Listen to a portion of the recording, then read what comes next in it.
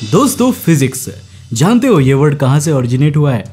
Physics ancient Greek language का एक word है जिसका मतलब होता है नॉलेज ऑफ नेचर, यानी कि प्रकृति का ज्ञान।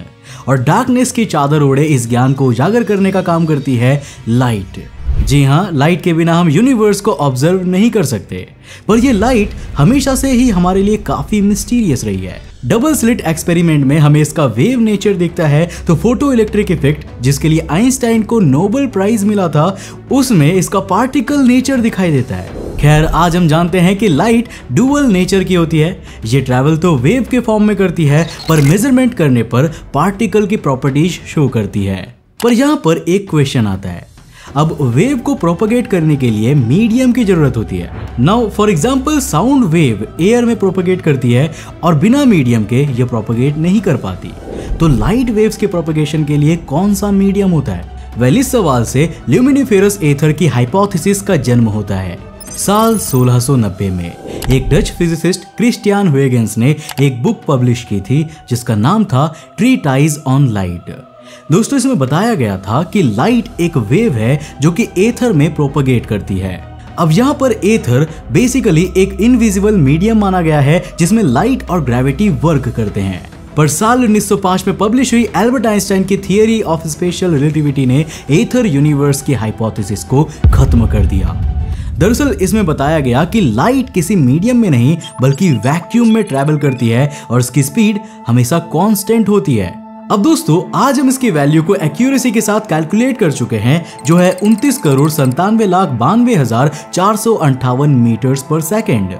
अब ये इतनी ज्यादा तेज है कि सिर्फ एक सेकंड में 7.5 टाइम्स पृथ्वी का चक्कर लगा सकती है और सिर्फ 2.5 सेकंड्स में मून पर जाकर वापस भी आ सकती है।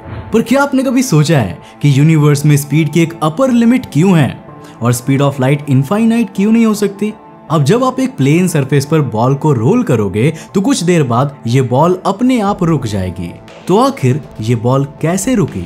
वेल, इसके पीछे का कारण है फ्रिक्शन, जिसे हम रेजिस्टेंस भी कह सकते हैं। अब अगर बॉल आगे की ओर रोल हो रही है तो प्लेन सरफेस पर एक बैकवर्ड फोर्स लगा रही होती है जो बॉल को धीरे धीरे रोक लेती है। अब कुछ ऐसा ही लाइट के साथ भी होता है। जब ये स्पेस में ट्रैवल करती है तो स्पेस उसके खिलाफ रेजिस्टेंस लगाता है, और यही कारण है कि स्पीड ऑफ लाइट की एक फाइनाइट वैल्यू होती है। अब मान लो कि ये रेजिस्टेंस होता ही नहीं, तो स्पीड ऑफ लाइट इनफाइनाइट भी हो सकती थी। पर क्या होगा अगर स्पीड ऑफ लाइट एक्चुअल में इनफाइनाइट हो जाए तो? वेल दोस्तों, अगर ऐसा होता है तो लोकैलिटी और कॉज़ैलिटी जैसे कॉन्सेप्ट का एग्जिस्टेंस पूरी तरह से खत्म हो जाएगा। मतलब मान लो कि आपसे 1 किलोमीटर दूर एक टावर है जिसे आप देख रहे हैं, तो वहां पर उस टावर के होने की इंफॉर्मेशन आप तक कितने समय में आएगी, ये स्पीड ऑफ लाइट डिटरमाइन करती है। मतलब सिंपल वर्ड्स में कहूं तो यूनिवर्स में इंफॉर्मेशन की ट्रांसफर की maximum speed he speed of light है। अब अगर कोई ऑब्जेक्ट आपसे कुछ दूरी पर है तो आपको उसकी इंफॉर्मेशन हासिल करने में थोड़ा टाइम लगेगा ही, और वो टाइम होगा जितने में लाइट उस ऑब्जेक्ट से टकराकर ट्रैवल करते हुए आपकी आंखों तक आएगी। अब दोस्तों, मान लीजिए कि अर्थ से 1 करोड़ लाइट ईयर्स की दूरी पर एक स्टार है जिसमें सुपरनोवा एक्सप्लोजन हो जाता है। अब अगर यहाँ पर लाइट की स्पीड इनफाइनाइट कर दी जाए तो यूनिवर्स के किसी भी पॉइंट पर होने वाला इवेंट यूनिवर्स के हर दूसरे पॉइंट को इन्फ्लुएंस करेगा, और वो भी बिल्कुल रियल टाइम में। मतलब जैसे ही वहां सुपरनोवा होता है, वहां से लाइट रेज हमारी ओर इंस्टेंटली आ जाएगी। अब दोस्तों, सोचने वाली बात है कि यहाँ पर प्रॉब्लम क्या हो सकता है? वेल, यूनिवर्स में ना जाने कितने ही तारों में 1 सेकंड में सुपरनोवा एक्सप्लोजन होता होगा।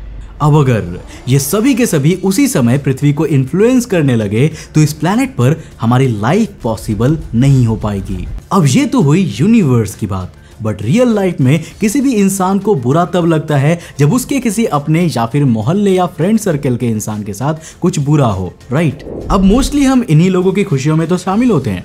अब यूनिवर्स के लेवल पर इसे लोकैलिटी कहते हैं। मतलब जैसे सोलर सिस्टम सन का मोहल्ला हो गया है, आसपास के स्टार्स जान पहचान के हो गए हैं, और मिल्की वे में हमारे कोई दूर के रिश्तेदार हैं। अब अगर हमारे सोलर सिस्टम या इसके आसपास कुछ होता है तभी हम पृथ्वी वासियों को फर्क पड़ता है, पर अगर स्पीड ऑफ लाइट इनफाइनाइट हो जाएगी तो यूनिवर्स के हर पॉइंट से हमें फर्क पड़ना शुरू हो जाएगा और लोकैलिटी जैसा कोई कॉन्सेप्ट एग्जिस्ट ही नहीं करेगा। मतलब इनफाइनाइट स्पीड ऑफ लाइट सिर्फ लोकेलिटी को ही नहीं बल्कि कॉजेलिटी के कॉन्सेप्ट को भी खत्म कर देती है। अब यहाँ पर कॉजेलिटी किस चिड़िया का नाम है? वेल दोस्तों, ये वो प्रिंसिपल है जो बताता है कि हर चीज का एक कॉज होता है। अब डेली लाइफ के एग्जांपल से बताऊं तो आप क्रिकेट मैच तो देखते ही होंगे। एक बॉलर बॉल को फेंक रहा है और बैट्समैन शॉट मार रहा है। तो यहाँ पर बॉलर ने पहले बॉल फेंकी, ये हुआ कॉज, और बैट्समैन ने शॉट मारा, ये हुआ बॉल फेंकने का इफेक्ट। तो बताओ यार, यहाँ पर पहले कॉज हुआ या इफेक्ट? नाउ ऑब्वियसली पहले कॉज होता है, उसके बाद ही इफेक्ट होता है। लेकिन हमें ये कैसे पता चलता है? वेल जाहिर सी बात है, जब बॉलर और बॉल से रिफ्लेक्ट होने वाली लाइट रेज हमारी आंखों पर पड़ी तब हमें कॉज का पता चला, और जब बैट्समैन और बैट से रिफ्लेक्ट होकर आने वाली लाइट रेज हमारी आंखों पर पड़ती है तो हमें इफेक्ट का पता चलता है। अब क्योंकि यहाँ पर पहले बॉलर वाली लाइट हमारी आंखों पर पड़ी तो हमें पता चला कि ये वाला इंसिडेंट पहले हुआ है। लेकिन अगर लाइट की स्पीड इनफाइनाइट होती तो दोनों ही इंसिडेंट्स हमें एक साथ दिखाई देते और हम उनके टाइम इंटरवल के बीच डिफरेंशिएट ही नहीं कर पाते। अब इसे ही कॉजेलिटी कहते हैं, जो कि यहाँ पर साफ तौर पर ब्रेक हो जाता है। इनफाइनाइट स्पीड ऑफ लाइट होने पर रात का आसमान पूरी तरह से रोशनी से भरा हुआ होगा, क्योंकि यूनिवर्स के हर एक पॉइंट पर मौजूद स्टार और हर ब्राइट ऑब्जेक्ट लाइट को एक ही समय पर पृथ्वी की ओर भेज रहे होंगे, जिसके कारण रात का आसमान हमें काला दिखाई ही नहीं देगा। पर सवाल उठता है कि क्या ऐसे यूनिवर्स में हम जिंदा रह पाएंगे? पहले इसको जानते हैं आइंस्टाइन के फेमस मास एनर्जी इक्विलिब्रियम की मदद से। E = mc²। इस इक्वेशन में c स्पीड ऑफ लाइट को, E एनर्जी को और m मास को रिप्रेजेंट कर रहा है। अब अगर हम इसे थोड़ा सा रीअरेंज करें तो m = E/c² हो जाता है। अब रियल लाइफ में स्पीड ऑफ लाइट यानी कि c की वैल्यू फाइनाइट होने के कारण मास को बनाने के लिए फाइनाइट एनर्जी की नीड होती है। पर अगर स्पीड ऑफ लाइट इनफाइनाइट हो जाए तो मास को क्रिएट करना इम्पॉसिबल हो जाएगा। अब अगर ऐसा होता है तो हम इंसान, हमारा इन्वायरमेंट और हमारा ये यूनिवर्स कुछ भी एग्जिस्ट नहीं करता, क्योंकि ऑब्वियसली हर चीज मास की बनी हुई है। यानी इनफाइनाइट स्पीड ऑफ लाइट वाले यूनिवर्स में आइंस्टाइन की मास एनर्जी इक्विलिब्रियम की कोई जगह नहीं होती। अब ऐसा यूनिवर्स फिजिक्स के कुछ अलग ही नियमों पर चल रहा होता। मतलब स्पीड ऑफ लाइट इतनी इंपॉर्टेंट है कि इसी के ऊपर यूनिवर्स का एग्जिस्टेंस टिका हुआ है। वेल अगर आप भी ये सोच रहे हो तो आप 100% राइट नहीं हो, क्योंकि ये यूनिवर्स कॉजेलिटी के प्रिंसिपल पर टिका हुआ है। स्पीड ऑफ लाइट इंफॉर्मेशन को यूनिवर्स के दो पॉइंट्स के बीच ट्रांसफर करने का फास्टेस्ट जरिया है, और यही यूनिवर्स में कॉजेलिटी की मैक्सिमम स्पीड भी है। पर मेरे दोस्त, कभी सोचा है कि लाइट की स्पीड ही यूनिवर्स में सबसे ज्यादा क्यों होती है? वेल इसका रीजन इसके रेस्ट मास में छिपा हुआ है। दोस्तों, standard model of particle physics के अनुसार सिर्फ दो ही ऐसे पार्टिकल्स एग्जिस्ट करते हैं जिनका रेस्ट मास 0 होता है। अब ये पार्टिकल्स है फोटॉन्स और ग्लूऑन्स, और यही कारण है कि ये दोनों पार्टिकल्स मैक्सिमम पॉसिबल स्पीड से ट्रैवल कर सकते हैं और बाकी कोई भी पार्टिकल ऐसा नहीं कर सकता। पर यह नंबर 29,97,92,458 मीटर्स पर सेकेंड ही क्यों होती है? वेल दोस्तों, रियलिटी ये है कि यूनिवर्स को इस नंबर से कोई भी फर्क नहीं पड़ता। कॉजेलिटी की स्पीड को मेंटेन रखने के लिए ये नंबर 0 से इनफाइनाइट के बीच का होना चाहिए, पर ये ना तो 0 होना चाहिए और ना ही इनफाइनाइट। आइंस्टाइन की थियरी ऑफ रिलेटिविटी में स्पेस और टाइम के बारे में डिटेल में बताया गया है। हम जिस यूनिवर्स में रह रहे हैं उसमें हम 4 डायमेंशंस के बारे में जानते हैं। 3 डायमेंशन स्पेस की होती है और 1 डायमेंशन टाइम का होता है। अब स्पीड ऑफ लाइट स्पेस और टाइम के बीच कन्वर्जन फैक्टर का काम करता है। अब दोस्तों, स्पीड ऑफ लाइट की यूनिट होती है मीटर्स पर सेकेंड। अब यहाँ मीटर डिस्टेंस यानी कि स्पेस की यूनिट है और सेकेंड टाइम की यूनिट होती है।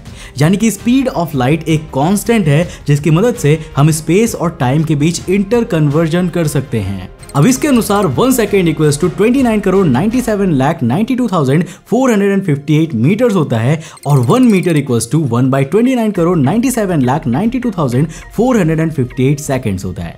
अब इसको सॉल्व करने पर आंसर आएगा 3.34 × 10⁻⁻9 सेकेंड्स। अब स्पीड ऑफ लाइट इतनी ही क्यों होती है? इसका जवाब तो किसी के पास नहीं है, पर यूनिवर्स में स्पेस और टाइम को कनेक्ट करने वाला कांस्टेंट यही वैल्यू रखता है। नाउ आई होप कि आपको ये वीडियो काफी पसंद आया होगा। अब अगर आपको कोई डाउट है तो नीचे कमेंट करके जरूर बताना। दोस्तों, ऐसे ही और इंटरेस्टिंग वीडियोस आप यहाँ पर देख सकते हो, इन्हें जाकर जरूर चेकआउट करना। मैं मिलता हूँ आपको एक और नए वीडियो के साथ, तब तक के लिए बाय, जय हिंद।